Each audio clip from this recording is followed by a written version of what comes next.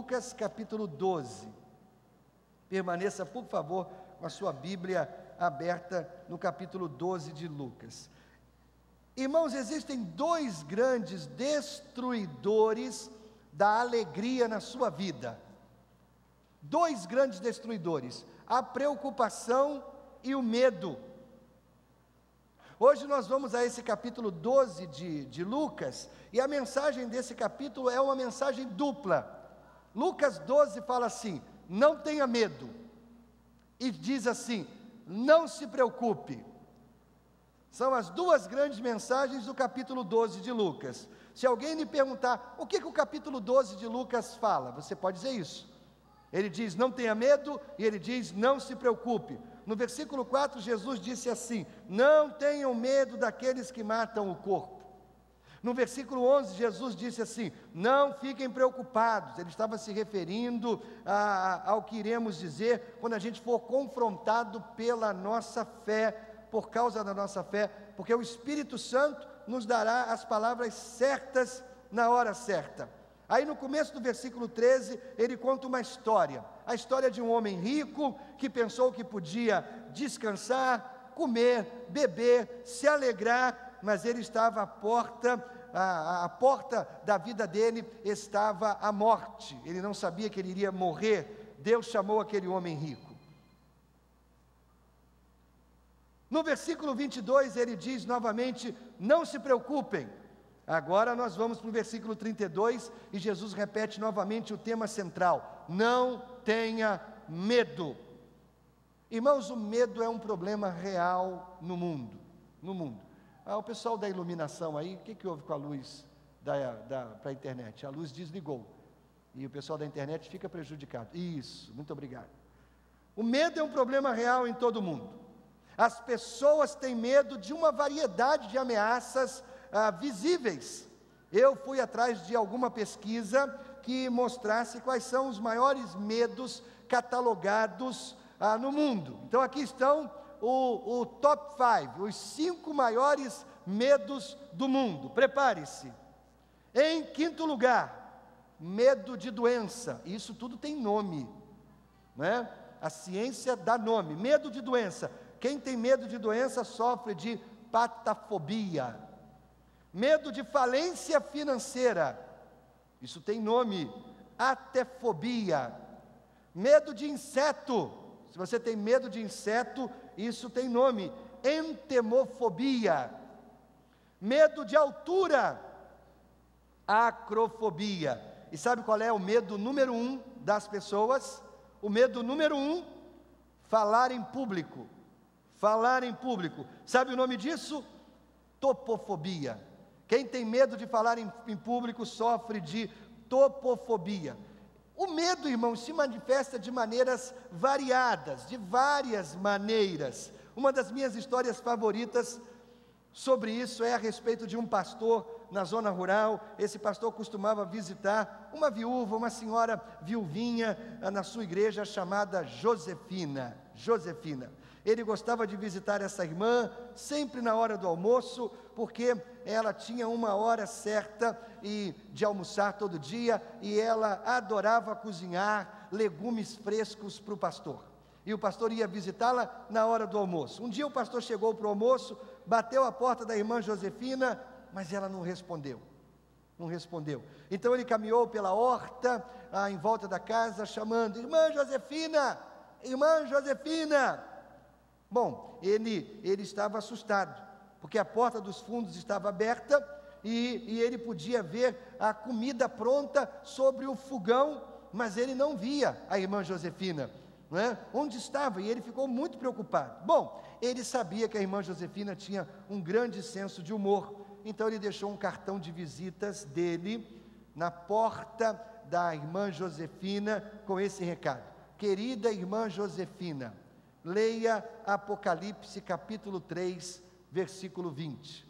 Bom, Apocalipse 3, 20, para quem é curioso, diz assim: eu estou à porta e bato. Se alguém ouvir a minha voz e abrir a porta, eu entrarei em sua casa e nós jantaremos juntos. Esse foi o recado que ele deixou para a irmã Josefina, não é? Agora, Ele pensou que aquilo poderia ser algo muito engraçado para aquela irmã. O que ele não percebeu é que aquela irmã, ele chegou justamente na hora que aquela irmã estava saindo do banho.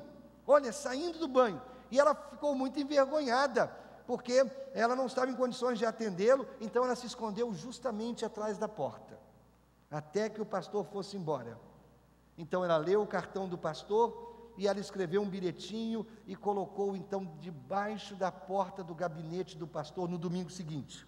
O bilhetinho dizia o seguinte: querido pastor, recebi o seu bilhetinho, leia Gênesis 3:10.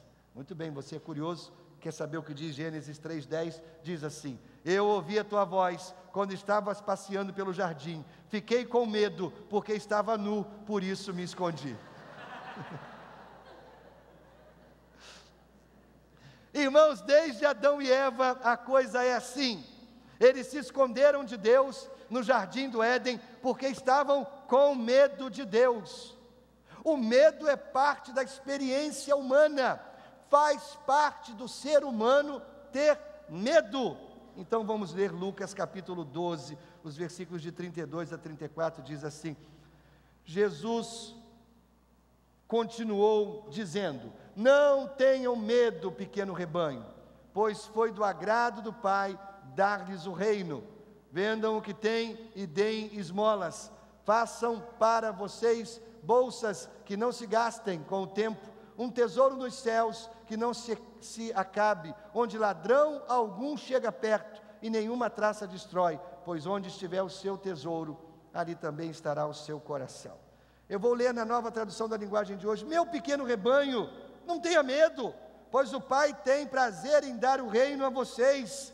Vendam tudo que vocês têm, dê o dinheiro aos pobres, arranjem bolsas que não se estragam e guardem as suas riquezas no céu, onde elas nunca se acabarão, porque lá os ladrões não podem roubá-las e as traças não podem destruí-las, pois onde estiverem as suas riquezas, aí estará o coração de vocês. Irmãos, palavras fascinantes essas de Jesus. Versículo 32, você encontrará um exemplo de metáfora misturada. Metáfora misturada. Uma metáfora misturada acontece quando um preletor ou um escritor emprega duas ou mais ideias que não combinam entre si. É o que Jesus faz no versículo 32. E o resultado fica confuso. São palavras lindas, mas o resultado é um tanto quanto confuso. Não tenha medo, pequeno rebanho, pois foi do agrado do Pai dar-lhes o reino. Jesus misturou tantas coisas aqui. Aqui estão alguns exemplos de metáforas misturadas. Você passou manteiga no pão, agora fique até mais tarde na cama. Entendeu alguma coisa? Outra metáfora misturada: você vai ao banco, me empreste seu sapato. Mantenha seus ouvidos no para-choque do carro. Correndo em círculos como uma galinha com pernas cortadas. Ele jogou os remos no fogo. São metáforas misturadas, você não entende o que está sendo dito. Uma metáfora misturada é considerada um erro gramatical. Se você colocar isso numa redação, você toma 0 ou perde ponto. Agora, o versículo 32 contém um dos melhores exemplos de metáfora misturada em toda a literatura. Eu sugeriria que todo professor de português use esse exemplo nas suas classes, para mostrar aos alunos o que é uma metáfora misturada. Mas veja bem, quando Jesus faz isso aqui, ele não está cometendo nenhum erro. Eu acredito que Jesus usa isso de maneira intencional. Ele usa uma metáfora misturada para nos ensinar uma lição profunda a respeito do caráter de Deus. É isso que ele quer fazer. Ele alterna as metáforas no meio da frase. Ele, não uma vez, mas 2, 3 vezes.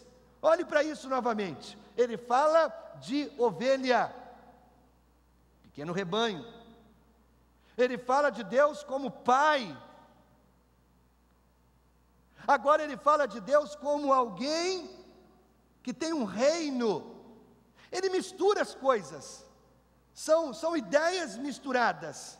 É a metáfora de um pai, é a metáfora de uma ovelha, é a metáfora de um reino. 3 metáforas numa única sentença. Agora, qual é a ideia de Jesus? É que ao ouvir isso, nós tenhamos uma perspectiva alargada de quem é Deus.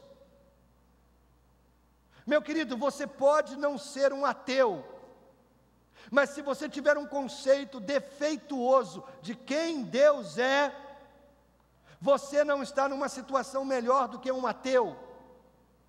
Você entende? Não é suficiente apenas acreditar em Deus, você tem que acreditar no Deus que Jesus veio revelar. E quando Jesus usa essas metáforas aqui, Ele está revelando uma parte enorme do caráter de Deus. Algumas pessoas acreditam que Deus é uma espécie de tirano, um Deus cruel, que está apenas esperando que você cometa um erro, então assim Ele pode pegar você e castigar você. Outras pessoas acreditam que Deus é um velho homem, barbudo, sentimental, com uma roupa esquisita, e Ele dará boas-vindas a todo mundo no céu, todo mundo que morre, não importa como foi a vida dele, esse bom velhinho vai dar as boas-vindas na porta de entrada do céu. Nenhuma dessas figuras de Deus reflete o que de fato Jesus nos ensina a respeito de Deus. Vamos permitir que Jesus nos ensine sobre Deus, olhando para essas 3 figuras diferentes. Hoje nós vamos falar a respeito de uma, e na semana que vem as outras 2 metáforas, as outras 2 figuras de Deus. E aí nesse processo de descobrir quem Deus é, eu vou dar a você boas razões para você não ter medo. Quando você descobre quem Deus é, você não precisa ter medo. Essa é a ideia desse sermão e do sermão da semana que vem.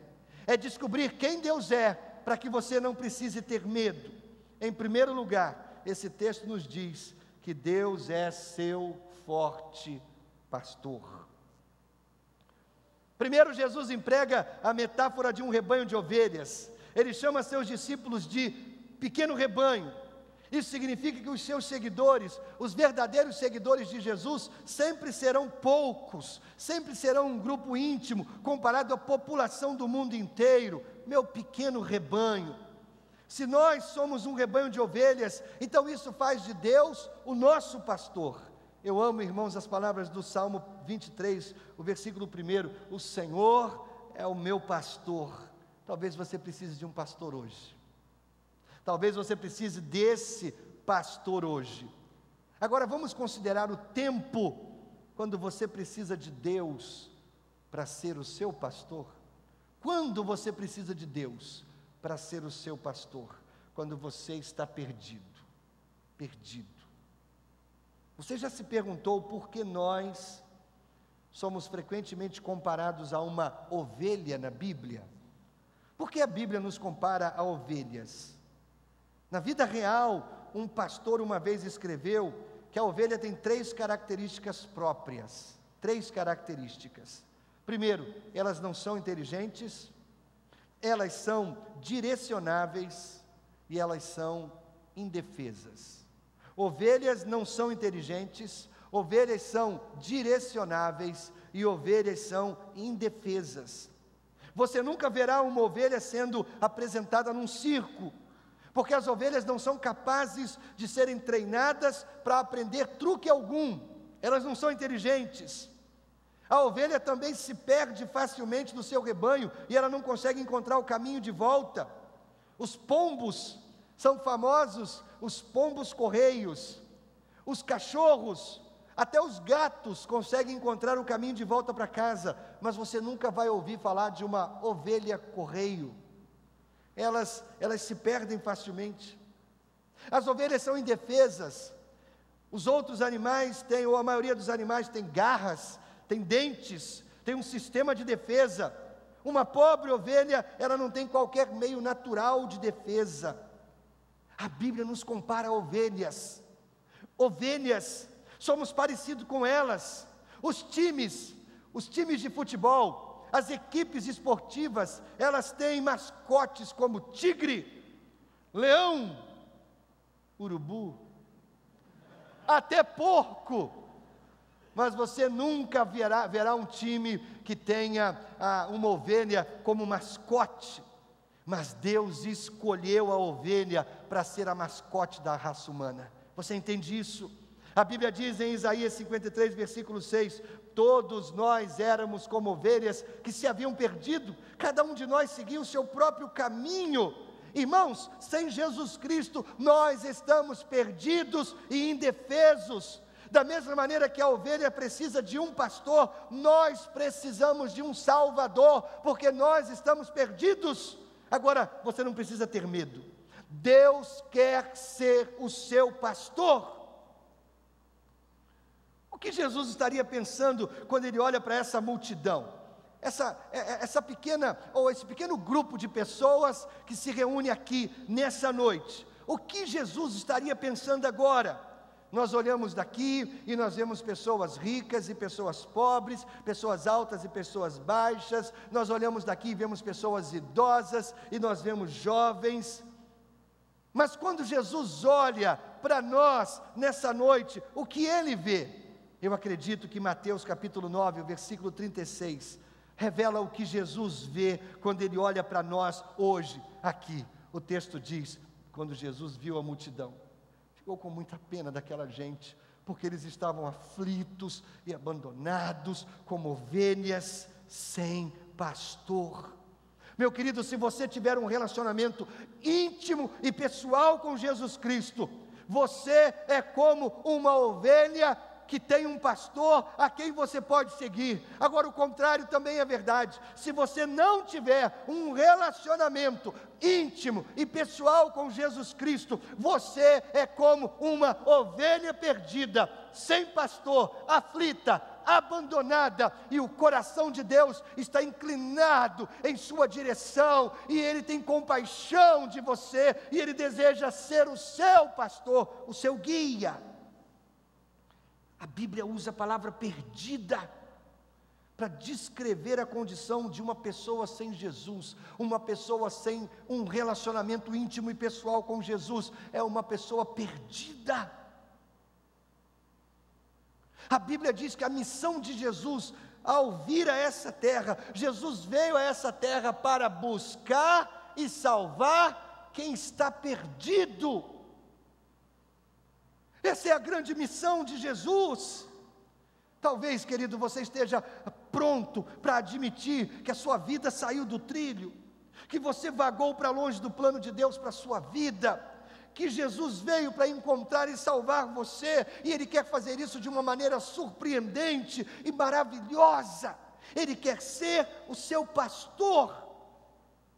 Nós aprendemos em Lucas no capítulo 15, que Deus é como aquele pastor que tem 100 ovelhas, 100 ovelhas, mas se apenas uma dessas ovelhas se desvia e vai para longe, a Bíblia nos ensina que esse pastor é capaz de proteger, de guardar as 99 e sair numa jornada em busca da ovelha perdida. É o que Jesus veio fazer nessa terra. Ele veio buscar você que estava perdido. Ele veio me buscar, eu que estava perdido. Ele veio me buscar no dia 13 de abril de 1982. Ele me encontrou. Eu era uma ovelha perdida e Ele me encontrou e Ele me fez ovelha do seu rebanho. Ele me deu do seu pasto. Ele me faz caminhar em pastos verdejantes, e ainda que eu atravesse ao longo da minha vida por vales escuros como a morte, eu não preciso ter medo,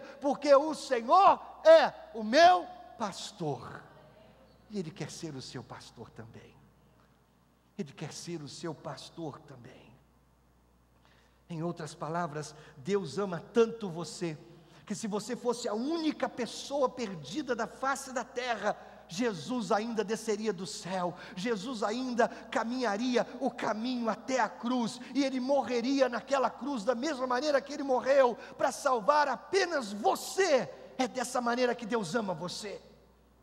Jesus não morreu naquela cruz para salvar a humanidade, Ele morreu naquela cruz para me salvar, para salvar você. É pessoal, é íntimo, É dessa maneira que Deus ama e que Deus considera você.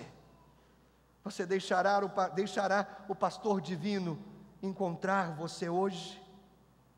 Quando você precisa de Deus para ser o seu forte pastor? Quando você está perdido. Segundo, quando você precisa de Deus para ser o seu pastor? Quando você está só. A ovelha não se sente bem sozinha. É por isso que a ovelha precisa de um rebanho. As pessoas também, irmãos, nós não vivemos bem sozinhos. As pessoas precisam estar em grupo, pertencer umas às outras. As pessoas precisam ser amadas e consideradas e ajudadas. É por isso que a gente está terminando o mês de aniversário da igreja com essa campanha aqui, Eu Amo Minha Igreja. Porque, irmãos, é tão necessário nós pertencermos a um grupo. Deus não nos chamou apenas para crer, Deus nos chamou para pertencer. E Deus nos deu uma igreja para a qual nós podemos fazer parte, nos integrar, ser amados, ser considerados. Deus nos deu um rebanho, uma família, para nós chamarmos de minha família, meu rebanho. Alguém disse que uma cidade é um lugar onde milhares de pessoas podem estar juntas e viverem sozinhas. Você entende? Talvez você tenha vindo aqui hoje sentindo que você está sozinho. Em Isaías 40, versículo 11, há um retrato bonito de Deus como nosso pastor. O texto diz assim: como um pastor cuida do seu rebanho, assim o Senhor cuidará do seu povo. Ele juntará os carneirinhos e os carregará no colo, e guiará com carinho as ovelhas que estão amamentando. É assim que Deus quer fazer conosco. Você desejaria sentir o Criador do universo, o bom pastor, tomando você em seus braços e carregando você com todo amor e todo carinho? Você desejaria que o Criador do universo abraçasse você de tal maneira no colo dele, que o seu ouvido pudesse encostar no peito dele, e você ouviria as batidas do coração dele, amoroso por você? Os braços dele podem ser encontrados aqui mesmo, nessa igreja. A Bíblia diz que a igreja é o corpo de Cristo, e no corpo de Cristo existem os braços que acolhem, que abraçam, que cuidam. Meu querido, você precisa de um rebanho, onde outra ovelha possa estar lá com você, te aquecendo, te ajudando. Todos nós aqui somos ovelhas perdidas, sem direção, indefesas, mas nós temos um pastor que nos carrega nos seus braços, nos alimenta, nos ama, nos considera e dá a vida por nós. Se você precisa de um rebanho, eu convido você para se juntar a esse pequeno rebanho chamado Segunda Igreja. Há anos atrás, antes da era do rádio, antes da era da televisão, a oratória era o entretenimento.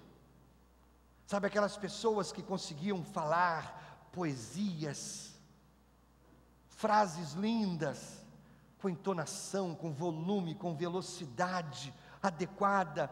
Essas pessoas eram as grandes celebridades dessa época. As multidões costumavam encher os auditórios, os teatros, para ouvir os preletores, que expressavam suas habilidades vocais, citando e lendo trechos da literatura, e muitas vezes longos trechos da literatura de cor. E aí nessa época, diz a história que houve um encontro em particular. Um orador famoso, ele emocionou a multidão com o uso da sua habilidade magistral. ele declamava poesias e textos enormes, com gritos de bis, a multidão aplaudia, o público ficava emocionado com cada citação, e com cada poema, e com cada palavra que aquele orador, naquela noite, fazia diante deles. Em determinado momento, um velho pastor conhecido da cidade, se levantou, pediu para o orador recitar o Salmo 23. Salmo 23. O orador também era um cristão, e o orador aceitou o desafio, mas ele fez uma condição: depois que ele, o grande orador, recitasse o Salmo 23, o pastor também deveria recitá-lo. O orador tomou a sua água, juntou seus pensamentos para recordar o Salmo 23, e então ele começou a recitá-lo com voz melodiosa: o Senhor é o meu pastor, nada temerei. Ele me faz deitar em pastos verdejantes, guia-me mansamente a águas tranquilas. Enquanto ele recitava este salmo, ele mudava o tom, a flexão, o volume, a velocidade das palavras. O público se encantava. Quando ele chegou no último versículo, a sua voz se expandiu num crescente controlado, e a multidão se lançou aos pés daquele orador, ovacionando a sua destreza em recitar o Salmo 23 tão belamente. Quando, depois do aplauso final ter cessado, ele então convida o velho pastor para recitar o Salmo 23. O pastor sobe aquele palco, e ele começou a dizer: o Senhor é o meu pastor, nada temerei. A voz do pastor era rouca, fraca, por causa de milhares de sermões que ele havia pregado na vida. A sua voz tinha um tom agudo, um sotaque da zona rural. Entretanto, na sua recitação do Salmo 23 havia algo especial, algo com a maneira como ele recitava aquele salmo. Quando ele disse: ele me faz descansar em verdes pastos, guia-me mansamente a águas tranquilas, refrigera a minha alma. A multidão permaneceu muda, atenta àquela cena. Finalmente, discretamente, ele termina: certamente que a bondade e a misericórdia me seguirão todos os dias da minha vida, e habitarei na casa do Senhor por longos dias. Um silêncio tomou conta da multidão, mas o silêncio foi interrompido quando o orador famoso enxugava suas lágrimas, emocionado com o que o pastor havia recitado. E o orador virou-se para a multidão e disse: vocês sabem qual é a diferença? A diferença entre eu e ele, a diferença é que eu conheço o Salmo. Esse pastor conhece o pastor. Essa é a diferença. Meu querido, você conhece Deus como seu pastor? Você pode dizer hoje: o Senhor é o meu pastor? Ou você só consegue dizer: o Senhor é um pastor, o Senhor é o pastor? Meu querido, o pastor está buscando você hoje, e se você estiver perdido, ele o levará para o seu rebanho. E se você estiver sozinho, ele lhe fará companhia, e ele trará outras ovelhas para lhe fazer companhia. Quando você conhecer Deus como seu pastor, você não precisará ter medo de absolutamente nada e de coisa alguma. Deixe Deus ser o pastor da sua alma.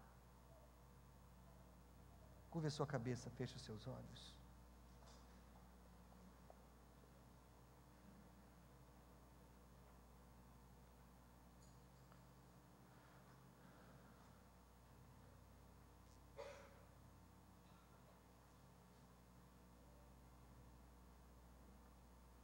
Amado Deus,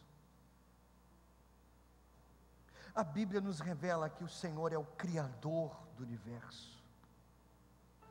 Todos os planetas, todas as estrelas, todos os sóis existentes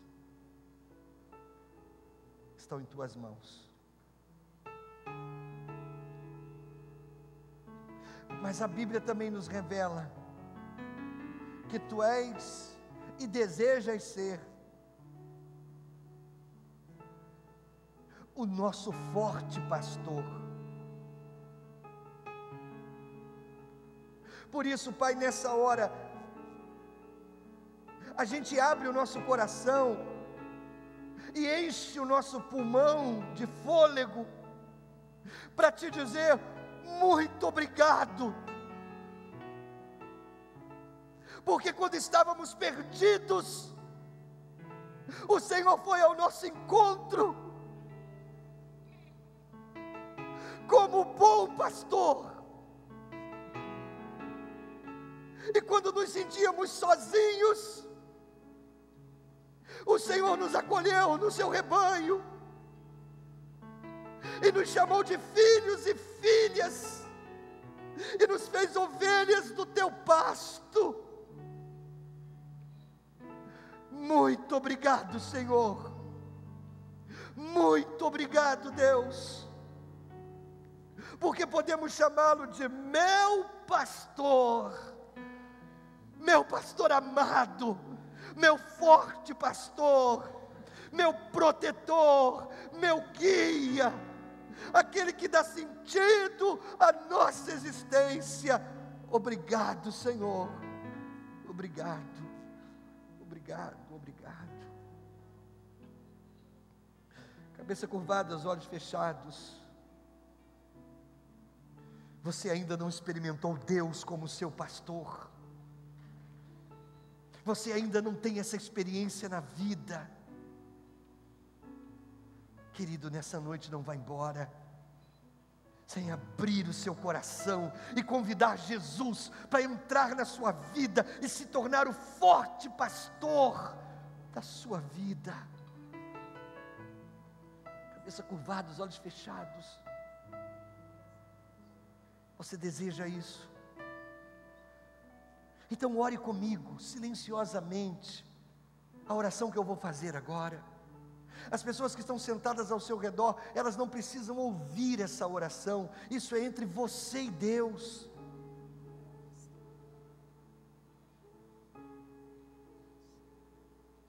Ore com fé. Repita comigo, palavra por palavra, da oração que eu vou fazer. Vamos orar? Eu convido você a orar comigo essa oração. E nessa oração você vai convidar Jesus para ser o pastor da sua vida. Então ore comigo. Senhor Jesus, acabo de compreender o quanto preciso de Ti. Por isso, nessa hora, eu abro o meu coração e a Ti convido, entra na minha vida, vem ser o meu pastor, meu guia, meu protetor, meu salvador. Quero andar contigo todo dia, e quando eu morrer, meu pastor, abre a porta do céu para mim, deixe-me entrar e viver eternamente na Tua presença. em nome de Jesus e por causa dele. Cabeça curvada, os olhos fechados. Você fez comigo essa oração, meu querido? Eu quero muito orar por você nessa hora. Se você fez comigo essa oração, seja você quem for, membro desta igreja, membro de outra igreja, nosso amigo convidado, se essa é a primeira vez que você faz essa oração, e você a fez com fé, então eu quero orar por você. Aí onde você está, levante a sua mão e permaneça com a mesma levantada, porque eu quero orar por você nessa hora. Alguém, rapidamente faça isso. Deus abençoe você, permaneça com a mão levantada, por favor, bem alto, levante, eu quero ver, lá na galeria, alguém, lá no fundo da galeria, Deus abençoe você, eu estou vendo a sua mão. Mais alguém? Você, Deus abençoe, você também, Deus abençoe, permaneça com a mão levantada, isso, por favor. Mais alguém? Eu quero orar por você nessa hora. Deus abençoe você também, jovenzinho, isso, Aldo ajuda, muito bem. Alguém com a mão levantada pertinho de você, querido? Olha para frente, olha para o lado, tem alguém com a mão levantada? Coloca a mão no ombro dele, no ombro dela, não deixa ele sozinho não, tá bom? Pai, eu quero orar por todas essas pessoas, gente especial, gente que o Senhor ama, gente que o Senhor conhece. Eu quero depositá-las no teu altar, e a minha oração é que o Senhor segure nessas mãos, que o Senhor sustente essas vidas, que o Senhor escreva seus nomes no livro da vida, e que o Senhor lhes dê a salvação, e também o privilégio de tê-lo como pastor de suas vidas, em nome de Jesus, amém, Senhor, amém, amém. Todos vocês que oraram, levantaram suas mãos, eu vou pedir os irmãos que oraram por vocês, no final do culto, irmãos, por favor, leve esses queridos até a nossa varanda, para que eles possam ganhar o nosso kit, tá bom? Para abençoá-los já ao longo dessa semana. Vamos ficar todos de pé, irmãos? Mas eu quero chamar a sua atenção. Nós estamos no versículo 32 de Lucas capítulo 12. Nós estamos falando das metáforas que Jesus emprega nesse texto para falar a respeito de Deus. Ele fala do pequeno rebanho. Nós hoje vimos Deus como nosso forte pastor. Na semana que vem, nós vamos ver Deus como nosso amoroso Pai, e nós vamos ver Deus como o poderoso Rei. Na semana que vem, à noite, a gente continua essa mensagem, falando de Deus como Pai amoroso, e de Deus como o forte Rei. Você precisa desse Deus, Pai amoroso e forte Rei. Vamos orar, encerrando o culto nessa noite. Leva-nos, Senhor, em paz, amparados, protegidos e guardados por Ti. Que o amor de Deus o Pai, a graça bendita do Filho Jesus e as consolações do Espírito Santo sejam com todos reunidos aqui, desde agora e para todos sempre. Amém, Jesus. Amém. Boa semana. Deus abençoe você.